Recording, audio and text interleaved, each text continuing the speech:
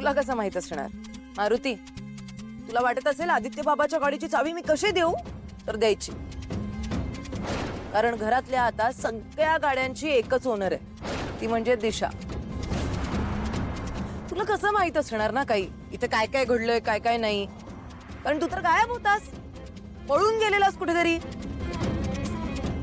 तुझ्याकडे तरी दुसरा पर्याय काय होता म्हणा?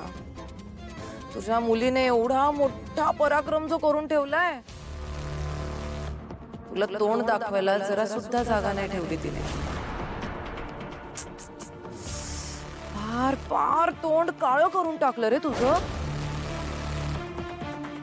पण मारुती, एवढे मोठे उद्योग करून सुद्धा तुझी मुलगी सुखाचं आयुष्य नाही जगत आहे. काय काय बघतोस काय असा? खोटं नाही बोलत आहे मी. तुझी मुलगी आणि तुझा जावई कुठे राहतात माहितीये का आता? एकदम घाणेरड्या अशा घाणेरड्या चाळीत राहतात. हे मी जाऊन आली तिकडे, मी बघितलं माझ्या डोळ्यांनी त्यांचं ते घाणेरडं घर. पण तू आता जे राहतोस ना, ते राहतं घर खूप चांगलं. इतक्या घाणेरड्या घरात राहतात आता. त्यांच्याकडे खायला अन्न नसतं, जगायला पैसे नाहीयेत. हो, पैसे अजिबात नाहीयेत, म्हणून त्या आदित्यला तुझ्या मुलीचे दागिने मोडावे लागले. आता दागिने जरी मोडलेले असले तरी त्यातून असं किती पैसे आले असतील? म्हणजे तुझ्या मुलीकडे दागिनेच किती होते असे?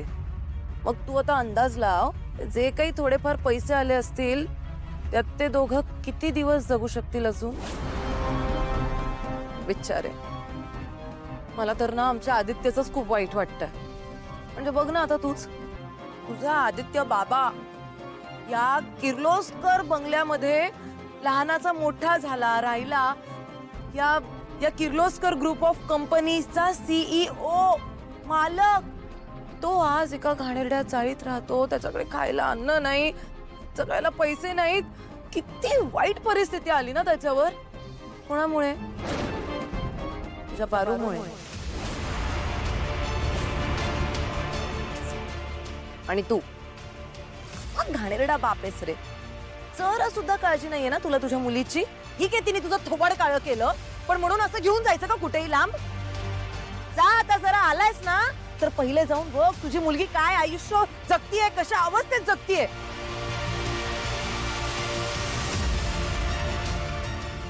मारुती, मला माहितीये तू मला महानालक बाई समजतोस, पण